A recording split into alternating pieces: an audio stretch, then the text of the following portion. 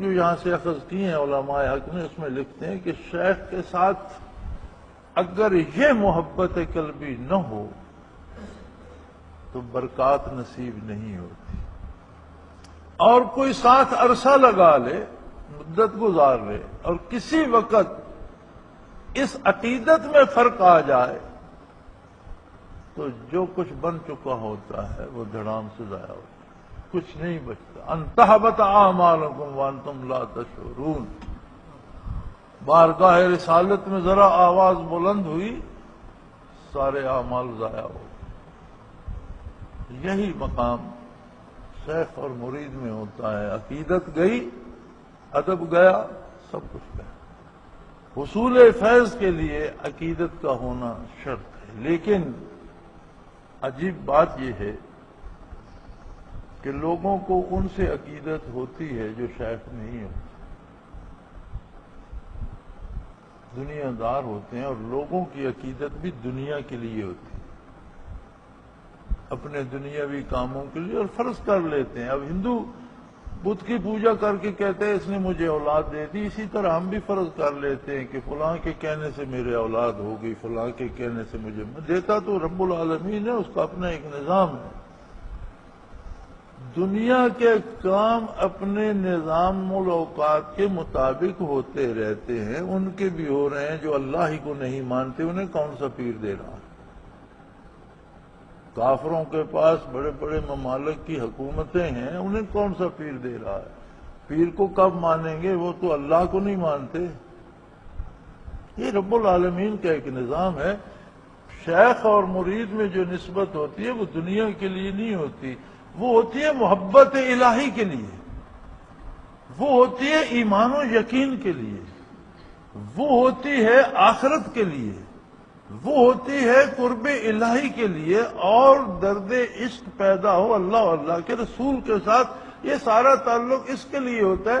دنیاوی کام اگر شیخ مرید کے کام آتا ہے تو مرید بھی شیخ کے کام آتے ہیں، وہ بھی انسان ہے، وہ بھی انسان۔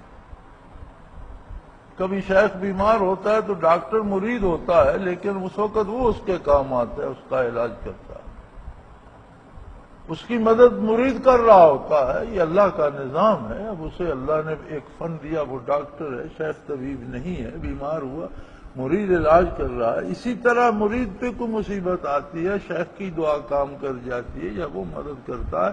تو یہ سارا عالم اسباب کا ایک لین دین ہے جو دو انسانوں کے درمیان ہوتا ہے۔ جو رشتہ مرید کا یا شیخ کا ہے وہ ان سے ایک دوسری چیز ہے جو وصول الہی کی طرف لے کے جاتی ہے، جو محبت الہی کی طرف لے کر جاتی ہے، جو محبت آقا نامدار صلی اللہ علیہ وسلم کی طرف لے کر جاتی ہے، جو یقین بالآخرت کی طرف لے کر جاتی ہے۔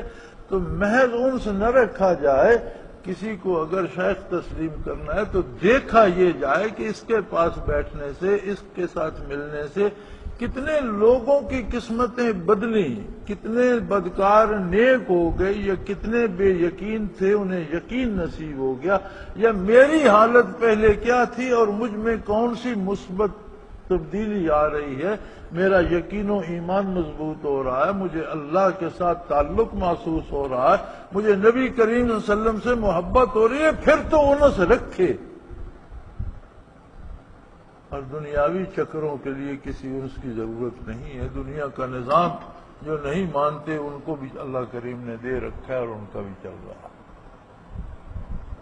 تو حق یہ ہے، انبیاء کو تو یقین کامل تھا، حضرت عزیر علیہ السلام کو بھی، حضرت ابراہیم علیہ السلام کو بھی۔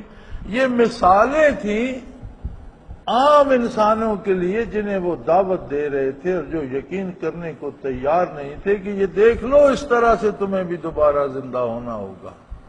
اس کا مطلب ہے کہ اللہ کریم انسان کو اپنی طرف بلانے کے لیے کتنا کرم فرماتا، کتنا مہربان ہے وہ کہ اس نے مردہ زندہ کر کے دکھا دیے کہ بھی اب تو مانو، میری طرف آ جاؤ۔ لیکن جو بد نصیب تھے، جو نہ آ سکے، وہ پھر بھی نہ آئے۔